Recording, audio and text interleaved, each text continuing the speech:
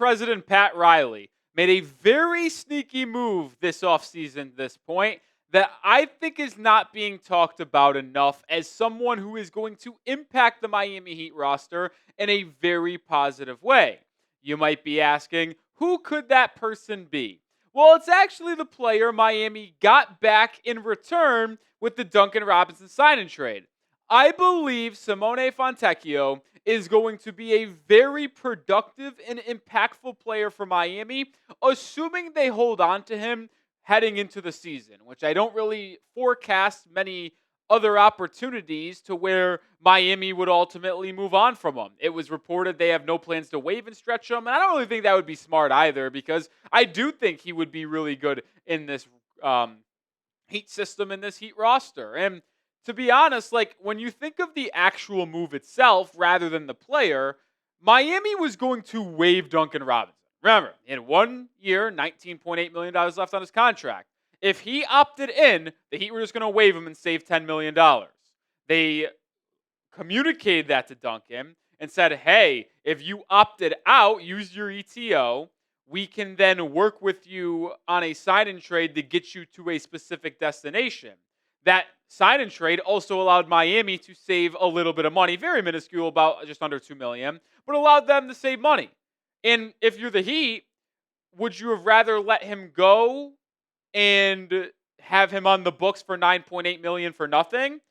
Or would you rather have the Heat ultimately take in Fontecchio at 8.4, so it's that $1.4 million in savings, but then add another expiring contract?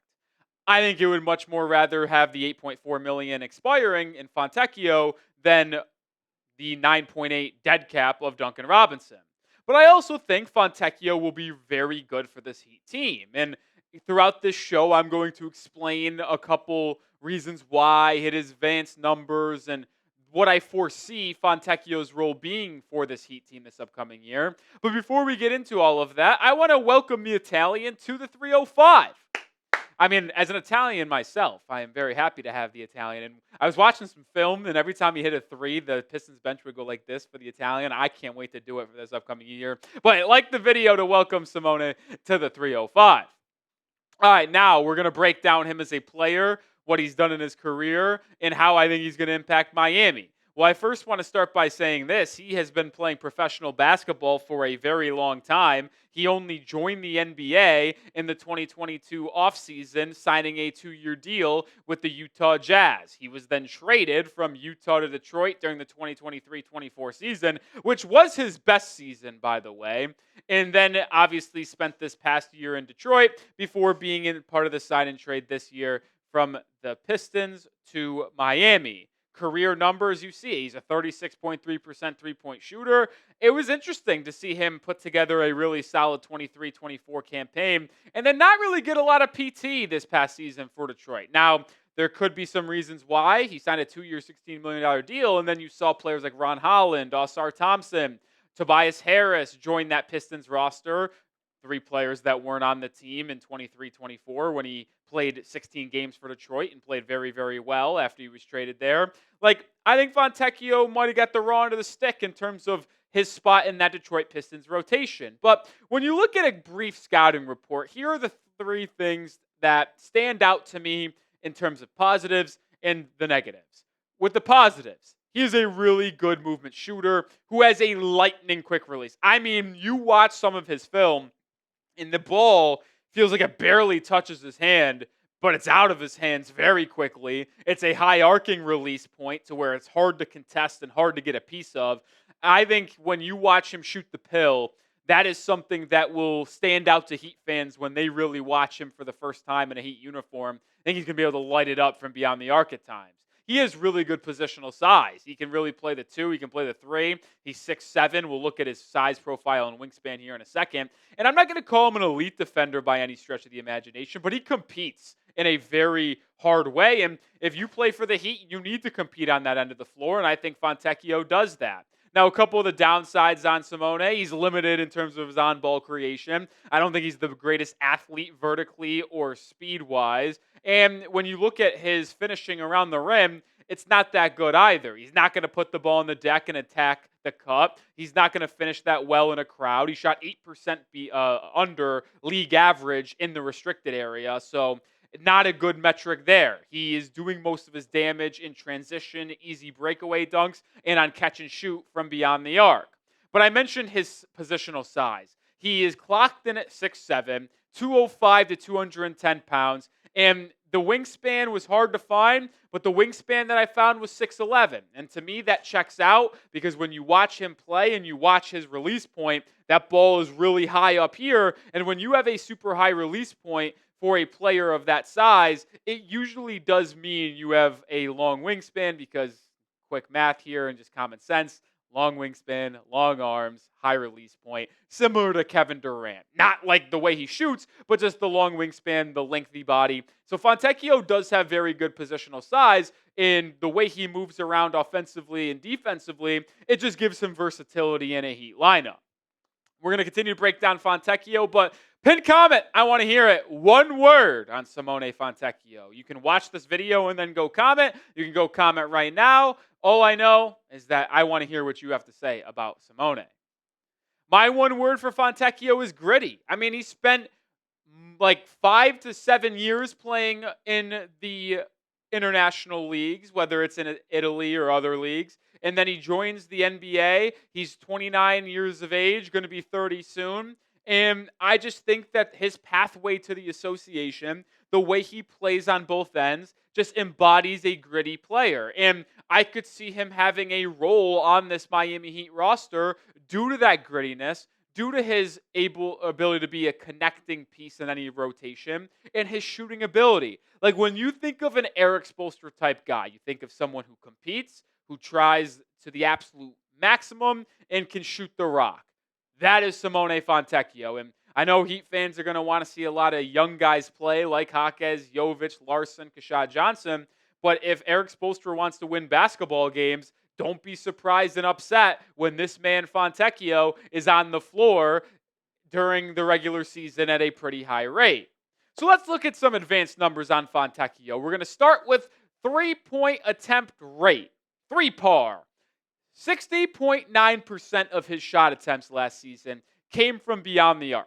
That is in the 84th percentile. So what does that tell you for him as a player? He is going to get up a lot of three-point shots, and you will not see him take 15-foot mid-range shots. No, he is either going to finish on a backdoor cut or on a baseline cut, or he's going to shoot the ball from beyond the arc, which is fine by me because that will fit the top players on this roster as a connecting piece. It will fit Hero, it will fit Bam, it will fit Kel'el Ware.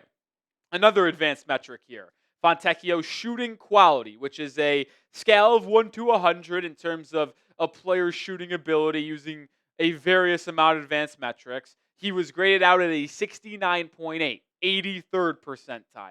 And the reason why I like using these type of numbers is because it puts him in relation to his peers. So out of all of the players in the association, he ranked in the top 17% of shooting quality and top 16% in terms of three-point rate. This is a player that is going to shoot the ball a lot from beyond the arc, and he could fill the void of Duncan Robinson, not to the way Duncan did it, but in terms of coming off the bench and knocking down some three-point shots, yeah, Fontecchio could do that. I could see him playing a little bit of the Alec Burks role from a year ago as well, just maybe not as an efficient rate, but a little bit of a better defender. Here is how Fontecchio was used on the offensive side of the floor in terms of his usage percentage. Now, this doesn't make up the whole pie. There is very minuscule other ways he was used, but the primary usage rate for him was his spot-up opportunities, 35.5%, which doesn't make a lot of it doesn't shock us, if you will, right? A lot of catch and shoot opportunities. And then spot up also includes catch and shoot, pump fake, dribble drive to the rim or somewhere else. He was used off ball a lot. He also got a lot of work in transition. 25.9% of his usage rate came in that way. He's got long strides. He gets out in transition and runs the floor well. But here is where I think is interesting for Fontecchio. 9.6% handoff rate, 5.8% off a screen, and 4.7% off cuts. The handoffs is the one I want to highlight here because what is something Duncan Robinson did at an extremely high rate for Miami? Oh, in the DHO with Bam Adebayo. Those two had such a very strong chemistry in the dribble handoff, where it would either be a fake handoff, Bam drive, handoff to Duncan and into a 3-point shot, handoff to Duncan into a pick and roll with Bam and Duncan. Like, that is something that Robinson did not get a lot of credit for with the Heat, is how efficient he was in that DHO with Bam. Maybe Fontecchio can get used in that way. Not a high rate usage rate, but he's been doing it in the past with the Detroit Pistons and Utah Jazz. And another number that I want to go at was his cut percentage. Very low, but when watching his film and watching the way he was able to finish around the rim, and when you look at some of his restricted area finishes, a lot of those opportunities were non-contested because he was really good at realizing when his defender was overplaying him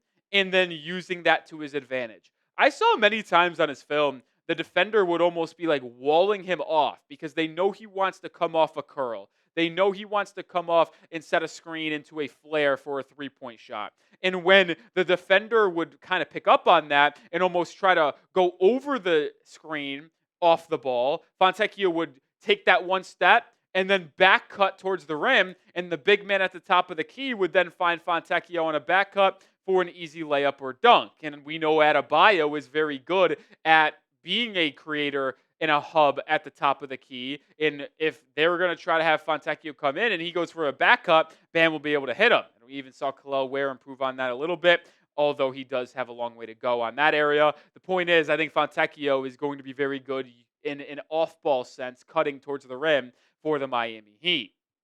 Make sure you are subscribed to the channel for many reasons here. We have daily Heat videos. We go live for Heat basketball during the season. We do player breakdowns off-season, in-season, like this one you're watching today. We've also got the latest Heat rumors, and if they're going to make a move and a trade, signing, and when they make moves, we have you covered as well. So join us here at the Heat Report right now.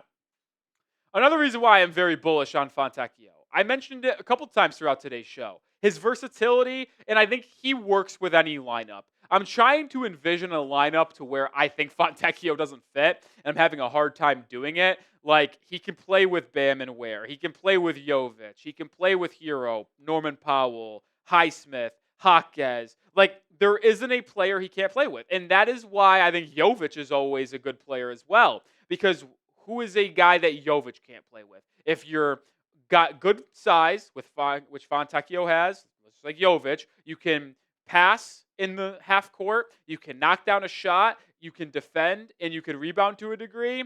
Yeah, you are going to fit with anybody. And that is what Eric Spoelstra really likes. He sees that with Jovic. He sees that with Highsmith, with Bam. And I think he's going to see that with Fontecchio, which is why I believe he will see the floor a lot more than I think some people realize. Let's look at some advanced defensive stats for Fontecchio as well. Here's an interesting one. Rad TOV, kind of the way that he's able to force turnovers as well as get rebounds, and then the defensive rebound as well. Well, you see the agreement there with 80th percentile for defensive rebound percentage and then 72nd percentile for the Rad TOV.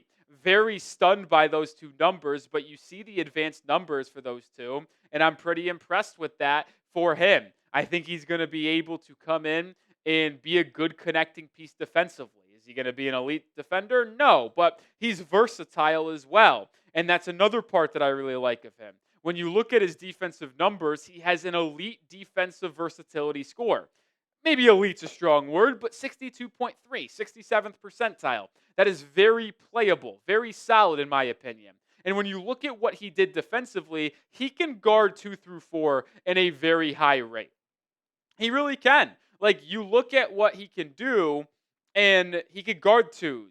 He did that the second highest rate. He guard 3s. That's who he guarded the most. And he could even guard a little bit of the 4s in the NBA as well. He'll be able to be someone who really partakes in this scheme and system that prioritizes and prides itself on being able to switch on almost every screen.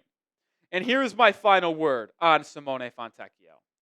With a larger role, I think he could be a very productive and winning player for Miami. And what do I mean larger role? I'm not asking him to play a significant amount of minutes. I'm not. I'm not asking him to be in the starting lineup. I'm not asking him to be in the closing lineup. But he just didn't see the floor that much for Detroit in big close games. He saw it in blowouts. And either way, like I just think Fontecchio is going to be able to be a solid player. And here is another reason why. When you look at his stats from last season, he only played about 13, 16 minutes a game, somewhere in that range. When you look at his per 36 stats, which is usually what a top end starter plays, you see Hero and Bam in big games play damn near 40 minutes. But Fontecchio averaged 13 a night with 6 boards. Like, is he going to do that in Miami? No. But if he plays 20 to 25 minutes instead of the 13 to 16 minutes, I think you'll see him average 8 to 10 points a game, 4 boards as well, be able to knock down some threes in clutch moments. Like, I just believe that he is a smart, high IQ player that Miami will value very, very well, and he will be on the floor quite a bit for the Heat, which is why I think getting him back in return for the Duncan Robinson sign-in trade was a very good, sneaky move by Pat Riley in this Heat front office. That will do it for today's show. Make sure you follow me over on Twitter at Nic_Rohloff is my handle. If you want more Miami Heat content, that is the spot for you. Subscribe, follow me on Twitter, and you'll never miss a thing around the Miami Heat.